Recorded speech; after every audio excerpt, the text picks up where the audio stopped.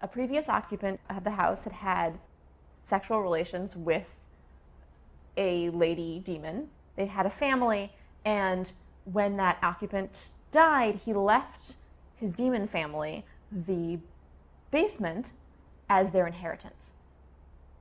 Subsequently, a different family came and bought the house, full price, cellar and all, not knowing about the demon family living in the basement. And so they tried to kick out the demon family. Demon family was causing them trouble, breaking stuff, making problems. And so yeah, they had a lawsuit, and the demons lost. They had to bring in a major important rabbi to come and exorcise them from the inhabitants of the basement. And I guess out of the whole Ferguson,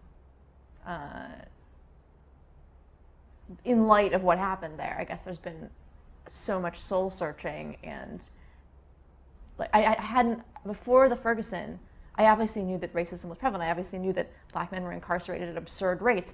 I knew a lot of these facts, but I hadn't really ever thought about what it would be like to walk down the street as a black man.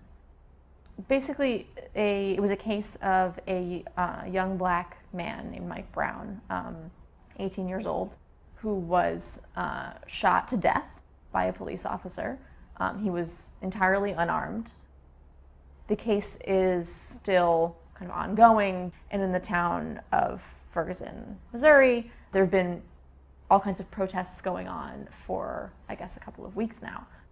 I mean, it's kind of the ultimate scary story in a way. It's like almost like being considered a monster, being considered guilty until proven innocent, just because of, some bodily thing, which is of course the way you look. You have to go around with this constant fear of other people's fear of you.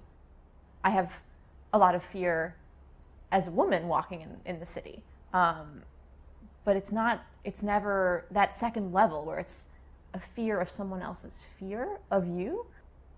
I can't even imagine, because I've never felt that I was scary to anyone.